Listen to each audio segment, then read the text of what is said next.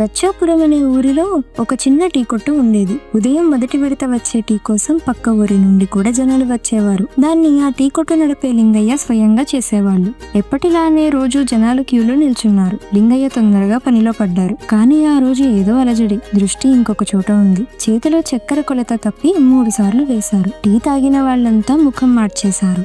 ఇదేమిటి లింగయ్య, రుచే లేదు అన్నారు. కొంతమందికి కోపం, కొందరికి నిరాశ.